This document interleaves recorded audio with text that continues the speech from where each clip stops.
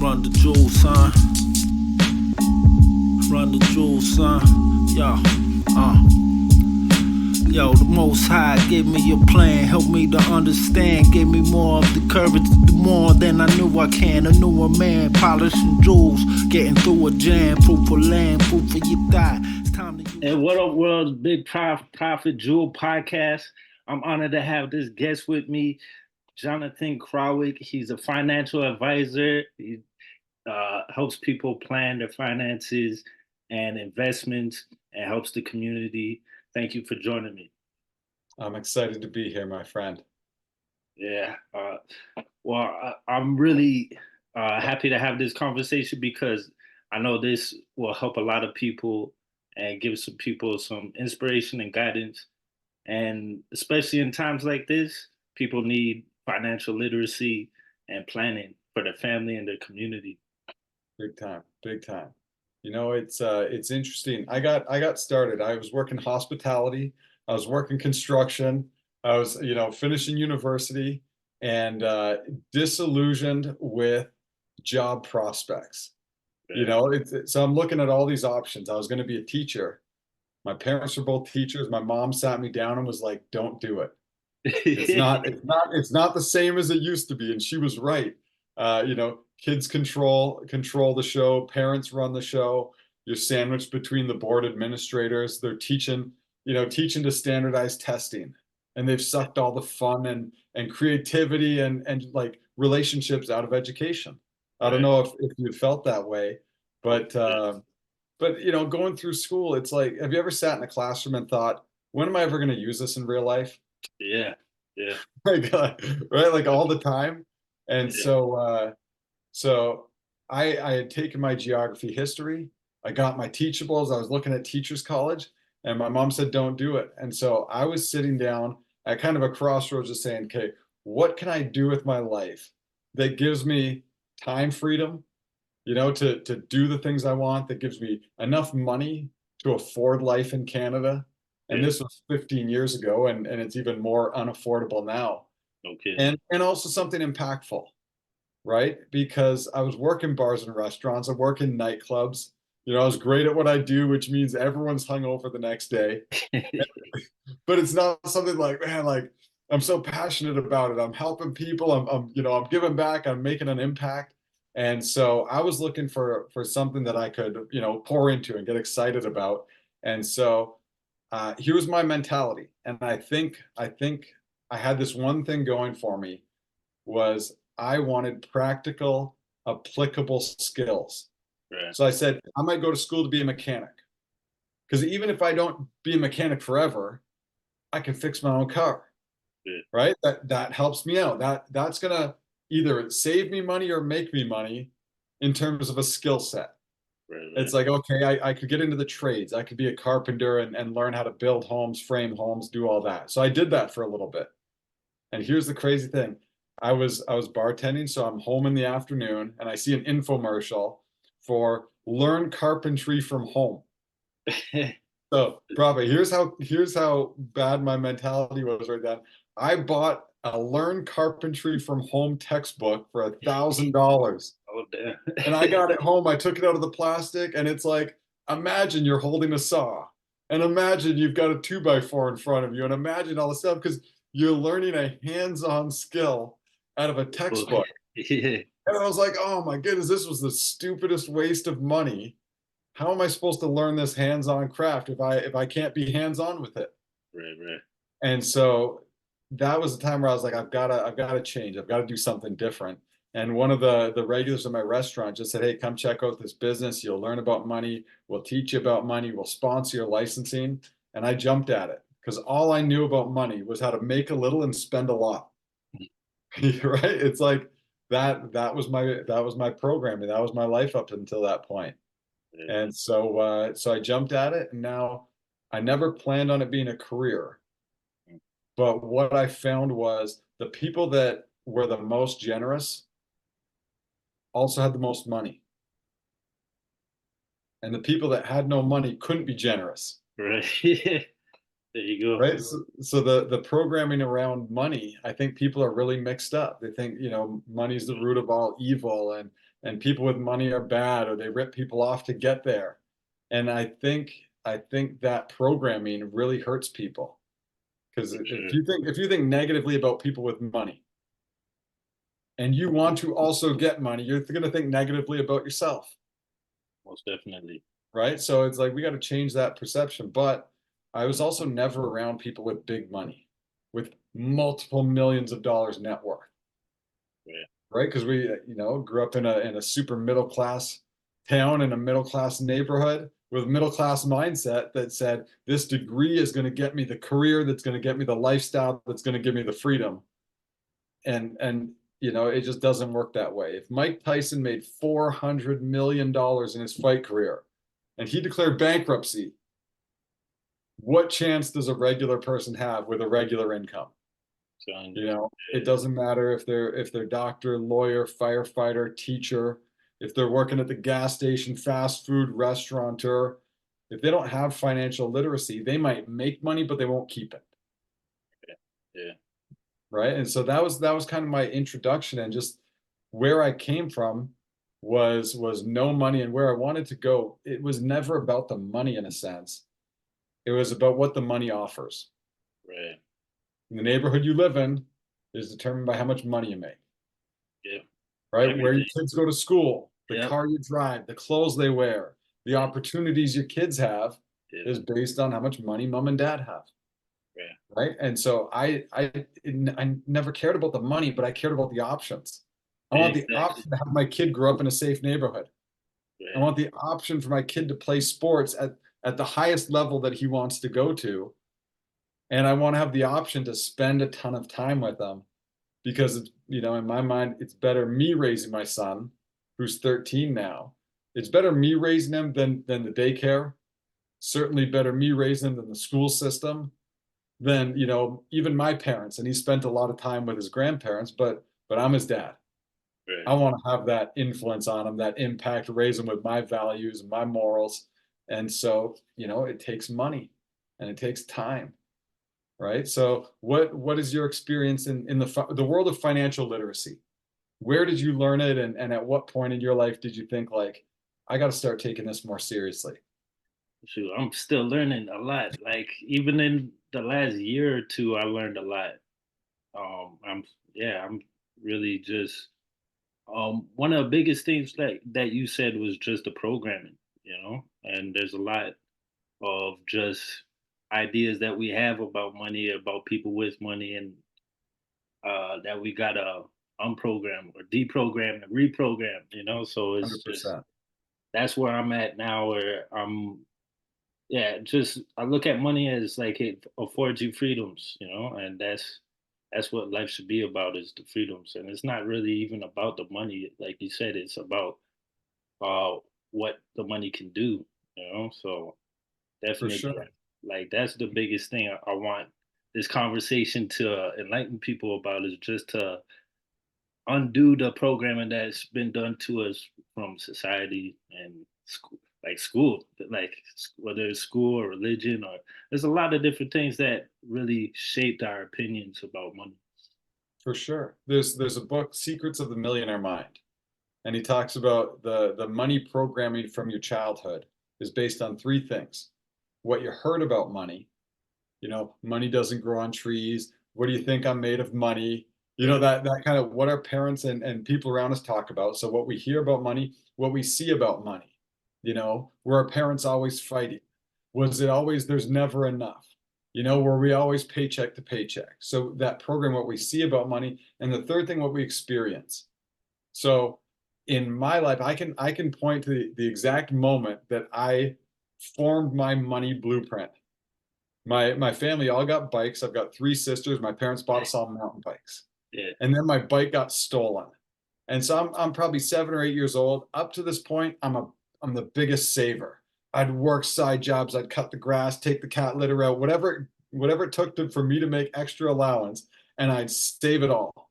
So I had my bike stolen. I took my life savings, 200, 250 bucks as a kid, it might as well be $1 million, right? I bought the same mountain bike, and a week later it got stolen.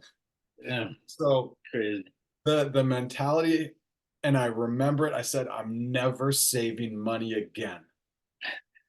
Because as my experience was, I save money, it's just going to get taken away. And so I better spend it and I better enjoy it, because that's better than losing it.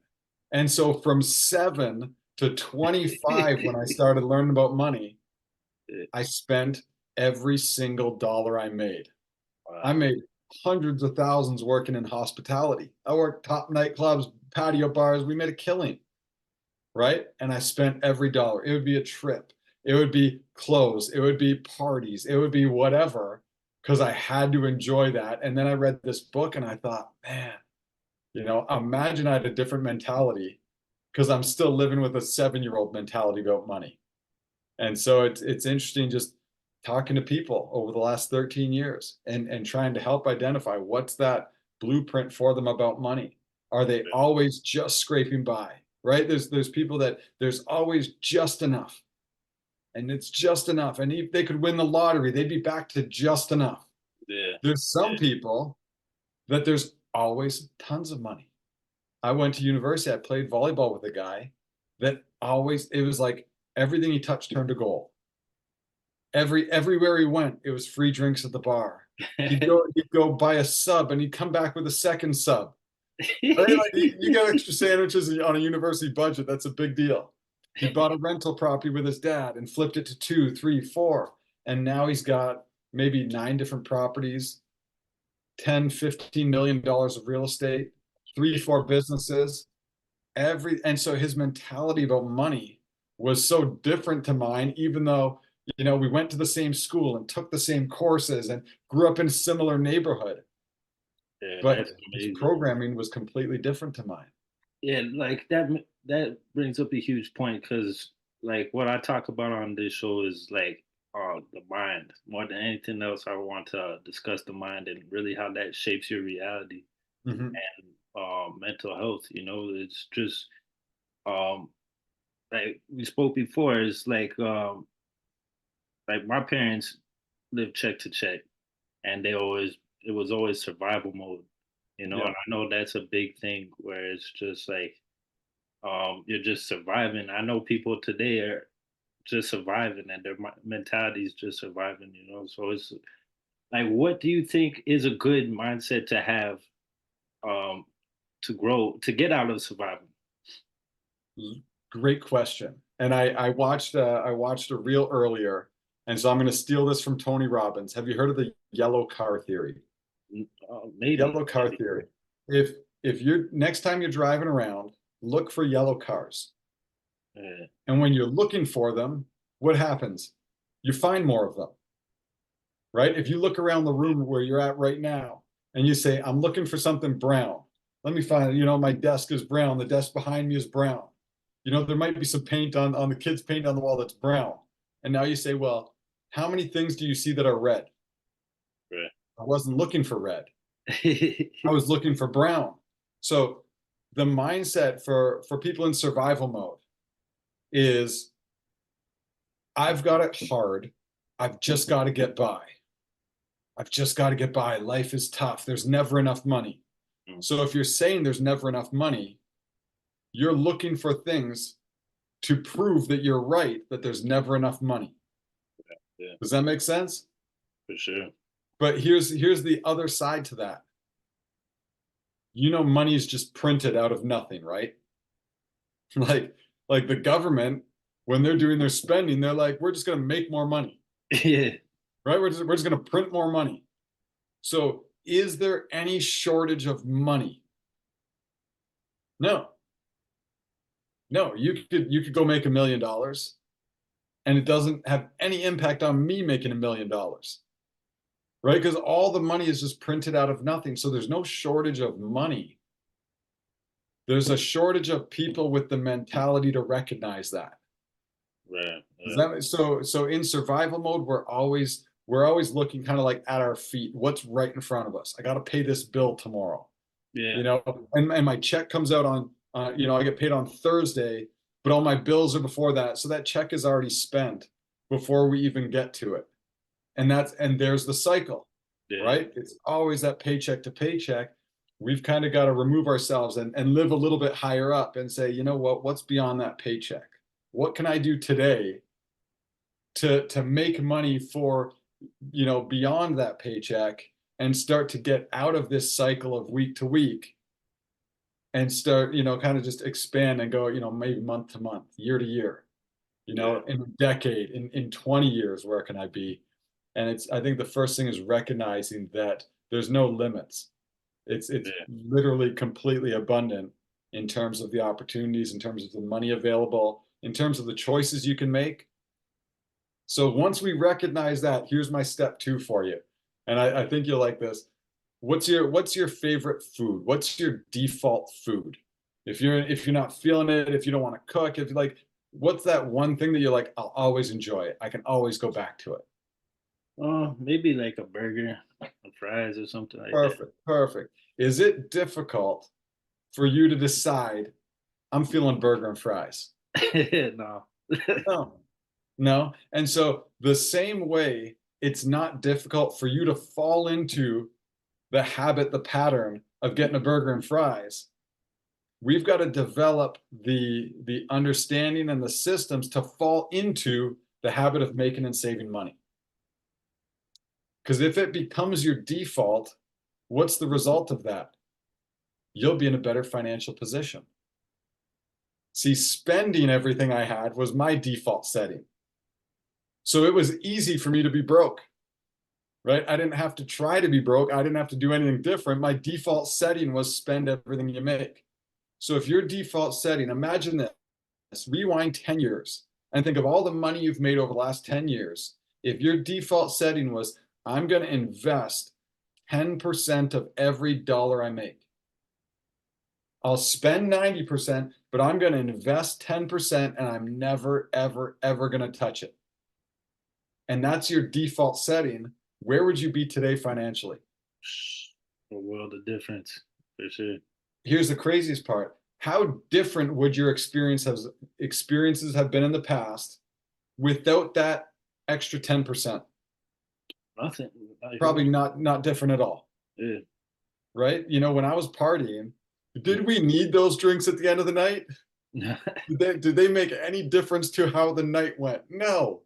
You know, when we get more drunk and we tip more because we, you know, we're feeling like we've got cash. I've got it. I you know, I want to spoil the bartender. I want whatever, feel special, look big, whatever it is. Did that change your experience any? No.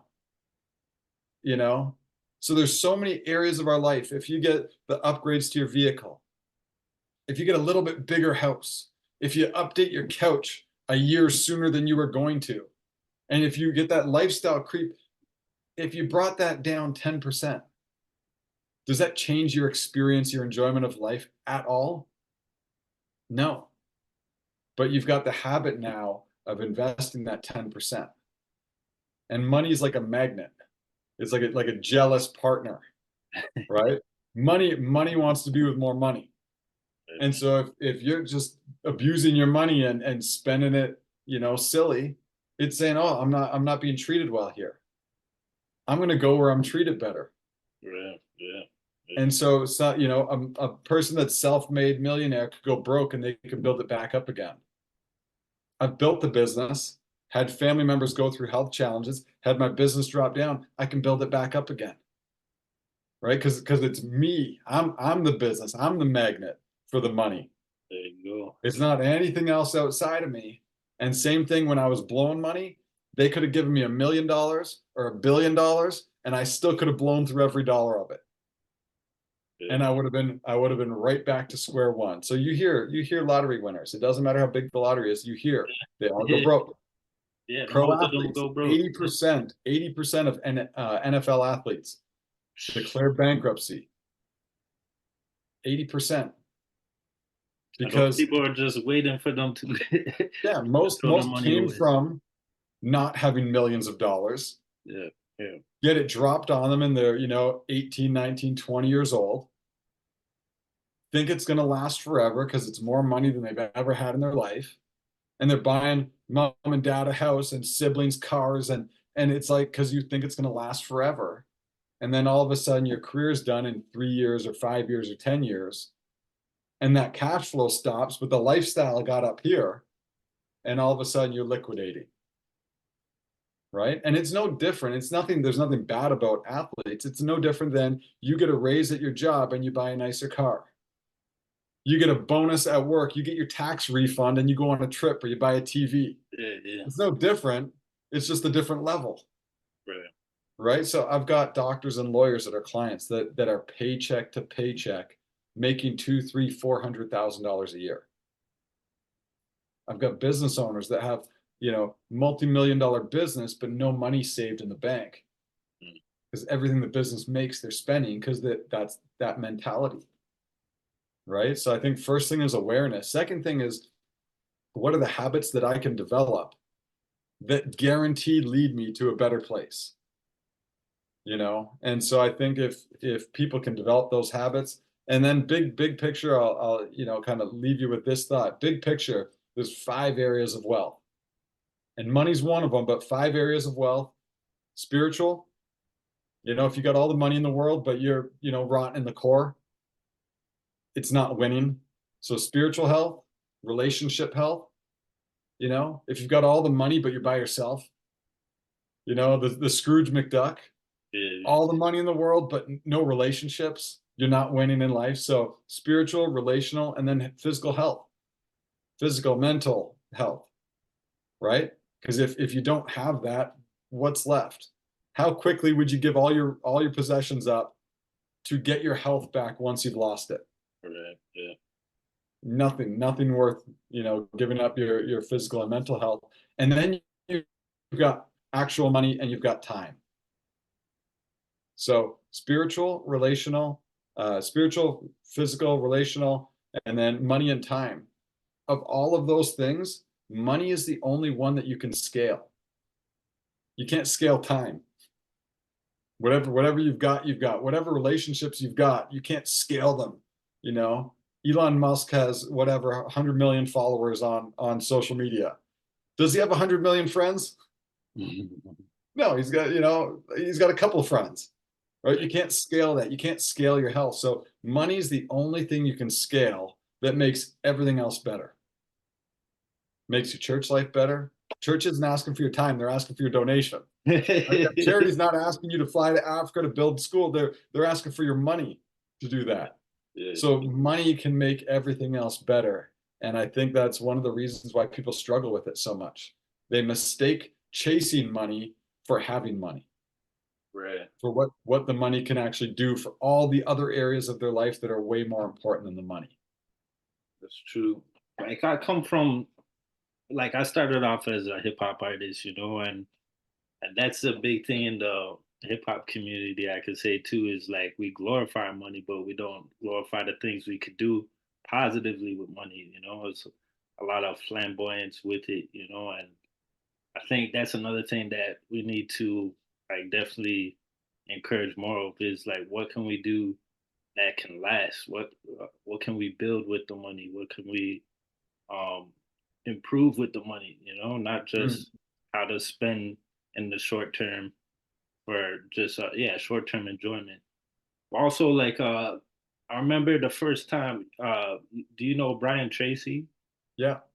Yeah. So I listened to a lot of audiobooks, and so I listened to Brian Tracy, and he used this term I never heard before, like a couple of years ago, and he said a time horizon, and had no idea, but this concept was foreign to me, a time horizon, because I've always been in survival mode, so it's just like how do I get to the next? Yeah. How do I solve the next problem? Not planning things out long term, and so that leads me to like financial planning. Like what is you help people plan their finances? Like what kind of time horizon do you look at to help people plan their future? Great question. There's a book, 7 Habits of Highly Effective People. Are you familiar with the book at all? Yeah, I have that book. Yeah. Okay, it's like the Bible of personal development. Here's the first half is you work on you. The second half of the book is you work on interacting with others and how you interact. I never get to the second half. I get to the end of the first half and I'm like, I've got so much work to do on me. I'm starting from the beginning again and I'm working my way up. So the first habit is be proactive, which basically means you've got to take the first step. You've got to want it. And once you want it, now we can do something with you. Right? So be proactive. The second habit is start with the end in mind. I loved it. It's my favorite. So here's a question I ask everyone that I sit down with. Prophet, if you could have a magic wand and just poof your dream life, what does it look like? Shoot. Yeah, big house, couple cars, just a lot more time with my daughter, private school for her, trips, vacations, my family, nice house for my family too. Like, yeah, just yeah, a lot more peaceful, a lot more freedom. Uh, Love it. The fun thing for me hearing that is you didn't have to think about it. yeah, So that's how I know you've gotten out of survival mode. Because when we're in survival mode and I say, picture your dream life, they're like, I'm trying to make sure my phone doesn't get cut off. yeah, Right? Like I'm trying to stay in my place. I'm trying to put food on the table. I'm not thinking about dream life. right, yeah, My dream life might just be like, imagine no collectors calling. That'd be unbelievable, right? So I know you've gotten out of survival mode because you can picture your dream life. yeah, I know you've passed step one, being proactive, because you've thought about these things. It's on your mind. It's like, oh, I could go on and on with what my dream life looks like. right, So right. that's that time horizon starts at the end. It's like, and Perfect. then and That's a another jewel. That's a jewel right there. here's another way of putting it that gets it more deep, because that was like super, and not in a negative way, but that was like superficial materialist stuff. Right, Big homes, fast cars, world travel. I'm all for it. yeah, I'm all for it. But let me ask it this way. Imagine you're a ghost up flying around watching your own funeral. mm, What are people saying about you and who is speaking at your funeral? yeah, that's I deep. bet you they're not saying, man, he had the biggest home. He Yeah, drove the hottest cars. He flew me around the world in his private jet. yeah, I bet you that's not the important stuff. I bet you it's, my daughter's standing up there saying, I'm proud of my dad, right? Maybe it's your siblings or parents or closest friends saying, you know what? He was there for me when I needed him. I'm getting choked up because it's like, I think about that. It's like, all I want is for my son to be like, he looked after me. He tried. He was there for me. He poured into me. He loved me. yeah, That's what matters to me, right? So I'll have all that other stuff, but that's the core of it. It's like I want all that stuff so that I can give that life for my kid, exactly. so that Yeah, I can be that go-to person for my community, right? So it's like I start there to say, what's the dream life, but what's the important stuff, and now let's work backwards from there. exactly. Yeah, If that's the end goal, so if you want people to think good of you, you've got to be good, right? So you can't make your money in a schemy way and think people are going to love on you at your funeral, yeah, right? You can't be a selfish person and think that you're going to get the glory and the praise for being generous and being that go-to person in the community. So now we can start to work back to, okay, well, what kind of person do I need to be? What do I need to work on to make sure that my son still has a great feeling about me down the road, right? That my grandkids are involved in my life, that the people in my community. So my mom passed away from cancer 2010, and we had hundreds of people at her funeral. She was a teacher for 35 years. She was involved in the church, involved in the community, our street parties. The little kids in the street still come over and bring treats for my dad. Like it's like I want that impact.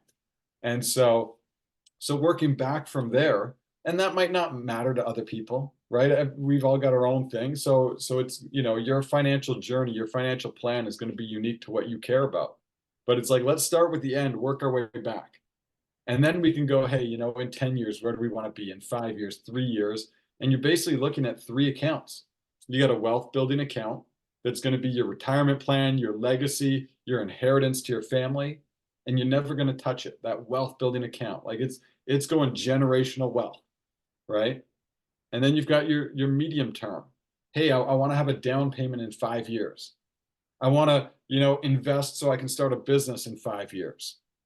And so that account's going to be different. It's going to be structured differently. It's going to be invested differently. And then you've got your short-term spending. Some people call it an emergency account. I don't want to attract emergencies, so I call it a short-term spending. This money is being spent. I dropped my phone in the lake. I'm dipping into the short-term spending to get a new phone right now because I got business to take care of. I can't be without a phone. My car breaks down. The roof leaks. Short-term spending account because I'm not putting it on credit cards. I'm not opening a line of credit. I'm not borrowing from a friend. Right? So short-term spending, medium-term account, that 3 to 5 year window, and then wealth building account, that generational wealth, right? So that, from a simple breakdown, we're going to start at the very end and really get detailed on what matters to people. And then we're going to work back.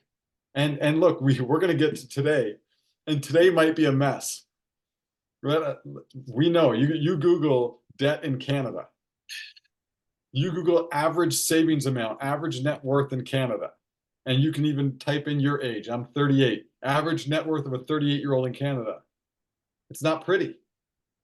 Cost of living's exploded, interest rates exploded, credit card delinquencies where people can't pay their credit cards are exploding. And so today might be a mess, but here's what I know for sure. Prophet, is it better to have a plan or to have no plan? Definitely to have a plan.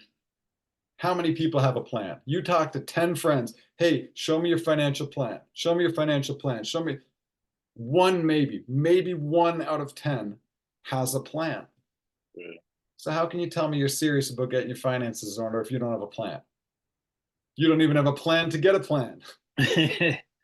Right? So in my world, when I started in this business, I had all the people saying the negative things. You'll never make it. You're not a numbers guy. You're terrible with your money. Who's going to listen to you? And I was like, I agree with you on all of that.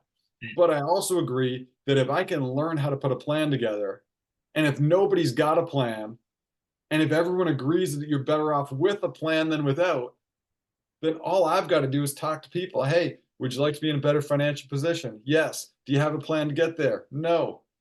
If I can help you get on a plan, would you follow it? Yes. And there's sales process done. Because what we teach about money, people just aren't learning on their own. Schools don't teach it. You don't flip your paycheck over. There's no instruction manual, how to not go broke. There's no money 101 course at the church or at the community center. The banks aren't teaching it. You can YouTube stuff and good luck. You can go on TikTok, even worse. Instagram, even worse, right? So it's like people need a professional. They need someone that they know and trust to say, hey, just walk me through this stuff. Because it's not complex, it's not difficult. And the coolest thing to me is, have you ever worked with a personal trainer? Yeah, briefly. Okay.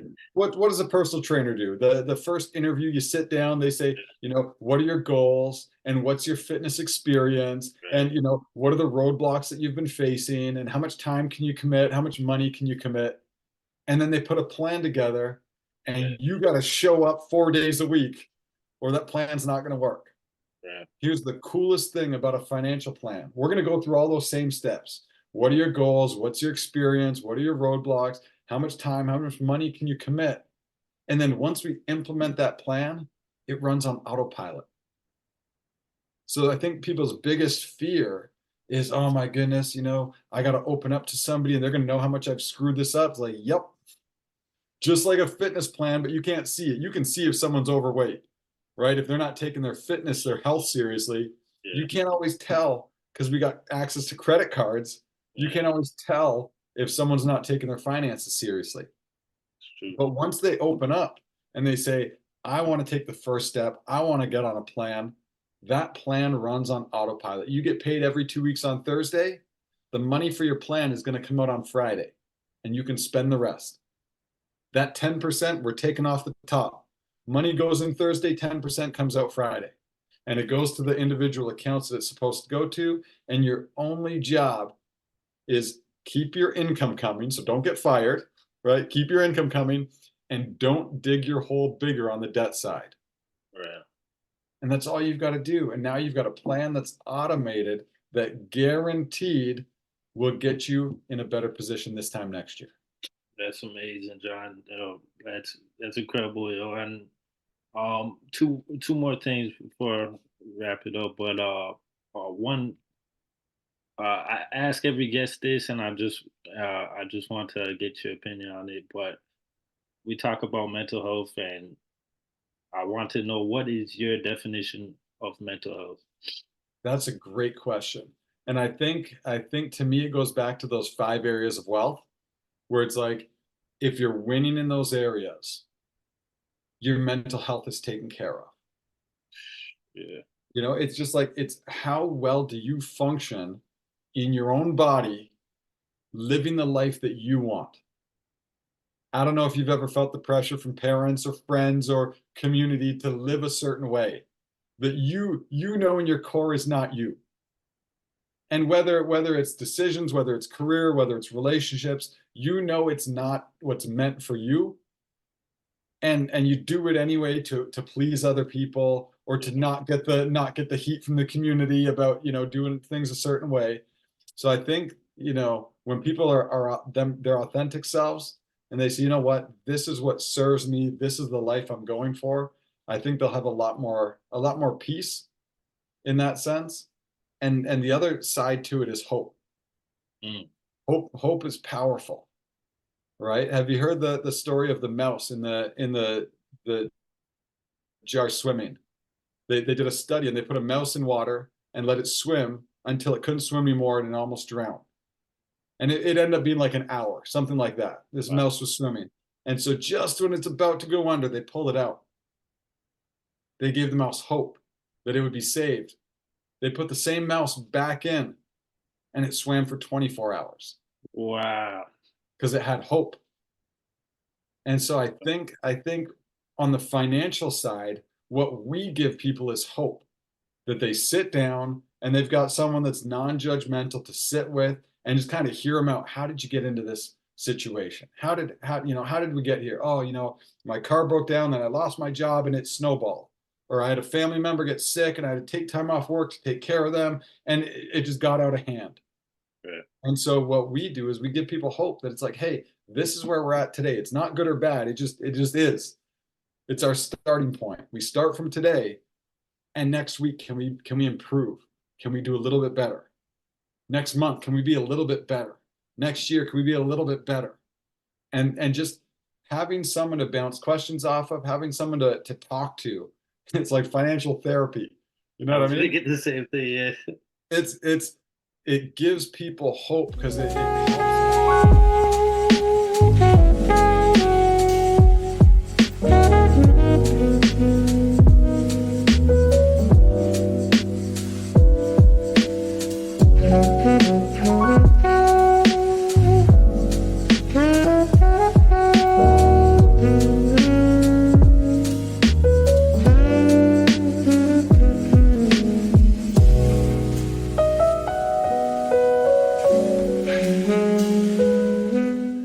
That's all good. We almost snuck it all in. Yeah, I was right there. No problem though. But yeah, you were telling me about the mouse and the 24 hours. That's incredible story, and Isn't hope. that wild? And I'm sure everyone could go in their own personal life and think, you know what? There was either a person, or there was some words that were spoken over them that gave them hope and got through, just whatever that situation was. And that's big. And not only do we all need that, but I think we all want to be that person too, Yeah. that can give people hope. There's a saying that always stuck out to me. It says, "You've never lived until you've done something for someone that they can never repay you for." Yeah. I've got people in my life that I can never repay them for, the time they were there for me, or that time they just helped me out, or they gave me an opportunity, or they pulled me out of a dark place, Yeah. right? And it's like my paying them back is paying that forward. to somebody else. And that, to me, we got enough people doing that. We got enough good people with resources and money and mindset, like exactly like what you're doing with this podcast, right? Exactly like what you're doing, that we can reach more people. And that's how we start to change the tides, because the world's messed up, man. Right? We need more people doing more good. Most definitely. Well, it definitely helps having someone like you on the show, and then we can actually help some people. And yeah, the main thing is just how powerful the way we think is, and just yeah, if we could give each other hope, then we could change a lot, and we could have a chance against whatever the circumstances are. You bet. Most definitely. So, thank you so much for making the time to have this conversation, man. I really appreciate it, man. I love what you're doing. How can people contact you? You know what? Any way they want to contact me, they can hit me up. Instagram, John _Krawec, Krawec. Jonathan Krawec on Facebook. 905-658-3425 if they want to give me a shout. I'm available for whatever people need, man. But you know what? Thank you for giving me the chance to share. And I'm excited. We're gonna connect. We're gonna collab. We got a lot more work to do. So this is just the beginning. Yeah, I really appreciate it, man. Yeah, but definitely check out his page. I was looking at his social media. He's a great storyteller. It's awesome stuff, man. Oh man, but yeah, thank you again for connecting and doing what you do, man. You bet. Appreciate it, my friend. You're making a big impact. I'm excited to see where this goes. Yeah, me too. Thank you, brothers. Cheers. Peace Have a great one. man. Bye. Run the jewels, son. Run the jewels, son. Yo, the Most High gave me a plan, helped me to understand, gave me more of the courage to do more than I knew I can. A newer man, polishing jewels, getting through a jam, fruitful land, food for your thigh. It's time to use your chance. The world's missing pearls of the wisdom, they blur your vision. Don't let them curve your mission. Stay focused, work efficient. I strike chords that resonate, to help my people elevate. Platform and celebrate, brothers and sisters demonstrate. Sit back and take notes.